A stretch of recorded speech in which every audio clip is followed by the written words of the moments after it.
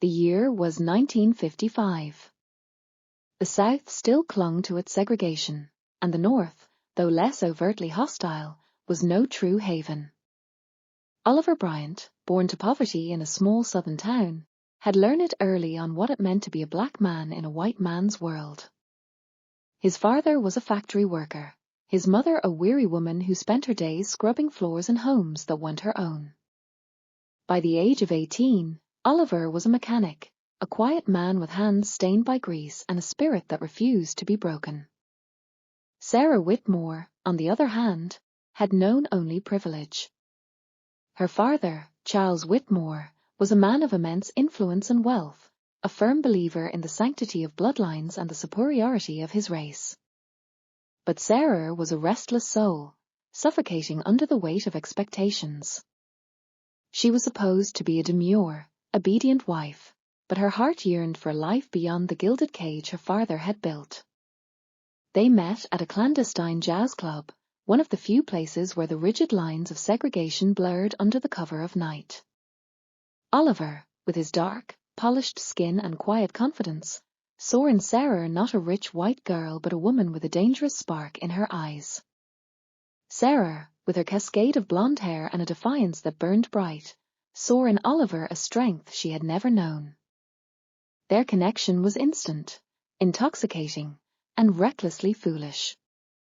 The first time Charles Whitmore saw them together, his rage was a silent, terrifying force.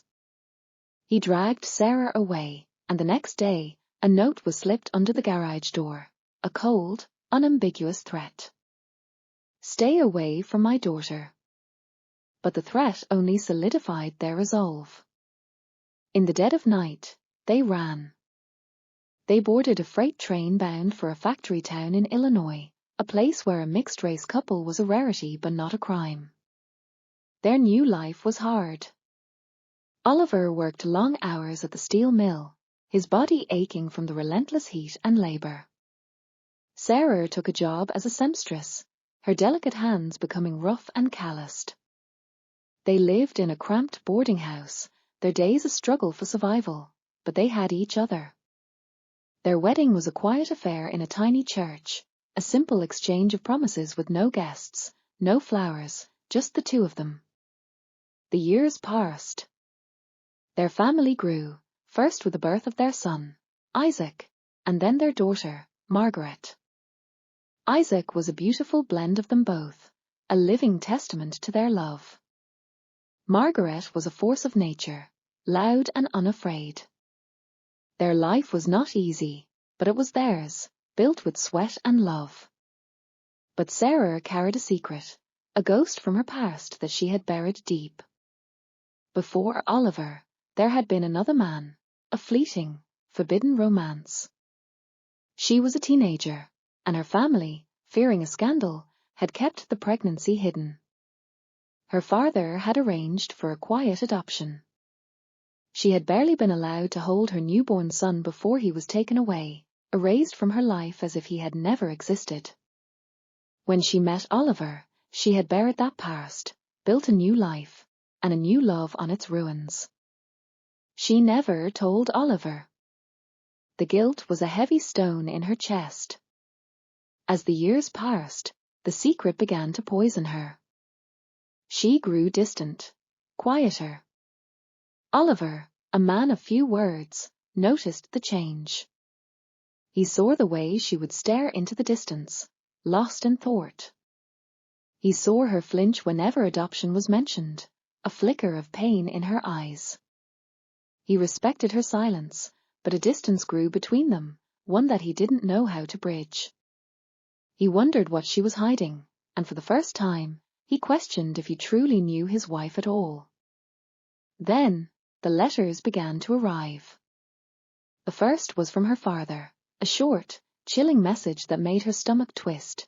"You do not understand what you have done." It was a warning, a threat from a man who never accepted defeat. The second letter was different. It had a different handwriting, an unfamiliar message. "I know who you are." It was about her past, about the child she had given away. The world she had so carefully constructed began to crack. She didn't tell Oliver. She couldn't. The fear was too great. But Oliver found the crumpled letter hidden in her dresser, and the shift in his eyes, the dawning realization, was a wound in itself.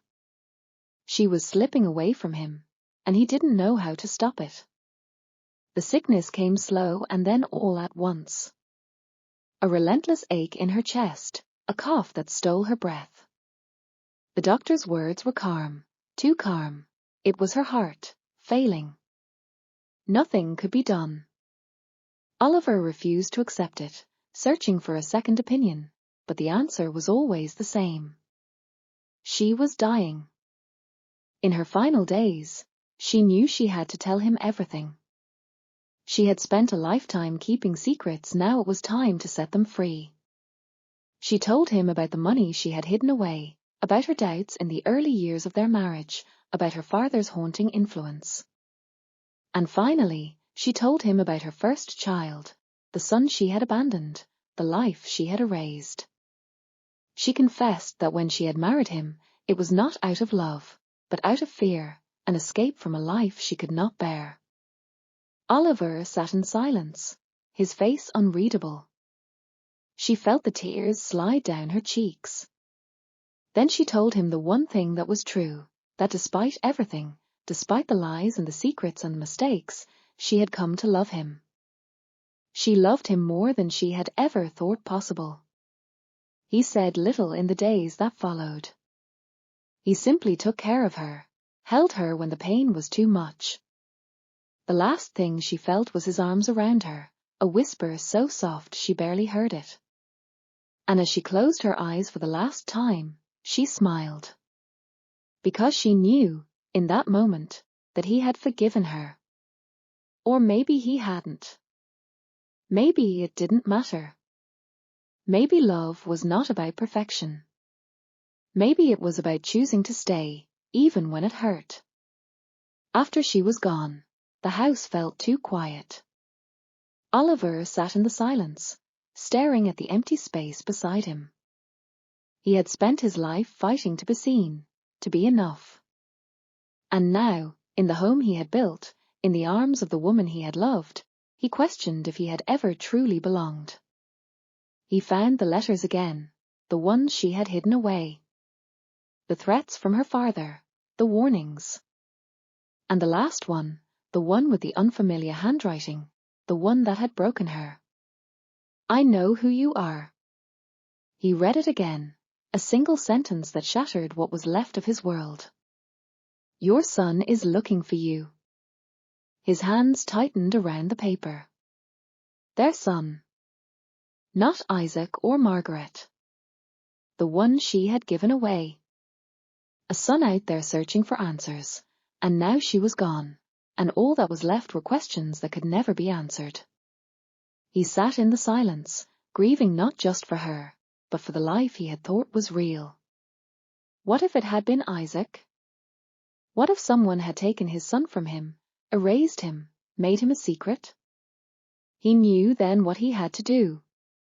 The past had already taken too much. He wasn't going to let it take anything more. One morning, before the sun had fully risen, Oliver left the house. He walked to the post office, the letter clenched in his hand. He would find this boy. He would give him the truth that had been stolen from him. Even if it hurt. Even if it changed everything.